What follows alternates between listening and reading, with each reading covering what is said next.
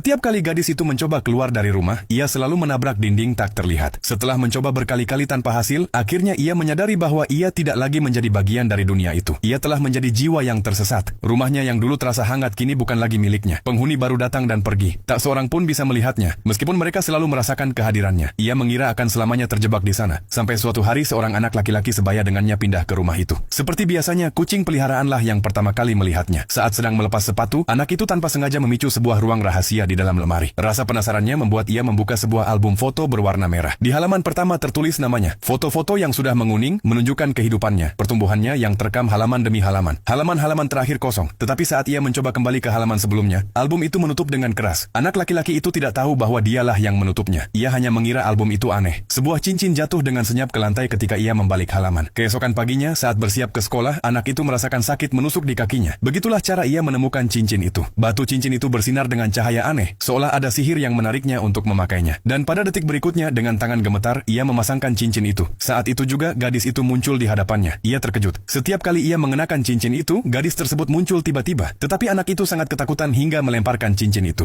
Ia membuka album lagi dan memastikan bahwa gadis di depannya adalah orang yang sama di foto-foto. Cincin itu perlahan melayang di udara. Dan setelah yakin bahwa ia tidak dalam bahaya, anak itu memakainya lagi. Gadis itu meminta, dengan wajah cemas, agar ia jangan melepasnya lagi. Ia memperkenalkan diri, dan tatapan matanya yang tulus meyakinkannya bahwa ia bukan orang jahat. Kini ia memiliki teman sekamar yang hanya bisa ia lihat. Butuh 1 jam baginya untuk menerima kenyataan itu. Gadis itu lalu menceritakan kisahnya. Ia berkata bahwa hari itu ia mengunjungi sebuah museum. Sebuah cincin indah menarik perhatiannya. Ia tidak bisa menahan diri untuk memegangnya. Tetapi tiba-tiba seorang penjaga muncul. Panik, ia menyembunyikan cincin itu di telapak tangannya sambil berpura-pura tersesat. Saat keluar dari museum, ia sadar bahwa cincin itu masih bersamanya. Ketika sedang memikirkan cara mengembalikannya, sebuah mobil yang hilang kendali melaju ke arahnya. Kenangan berikutnya yang ia miliki adalah sudah kembali ke kamarnya. Kamar yang kini ia tempati bersama anak laki-laki itu. Ia tidak tahu apa yang terjadi setelah kecelakaan itu. Ia hanya tahu bahwa sejak saat itu ia terperangkap di sana seperti seorang tahanan. Tak seorang pun bisa melihatnya. Hanya dengan konsentrasi penuh ia bisa menyentuh beberapa benda. Saat itu ibu anak laki-laki itu memanggilnya untuk berangkat ke sekolah. Ia melepas cincin itu sambil berpikir akan mengurus teman sekamar hantunya nanti setelah pulang.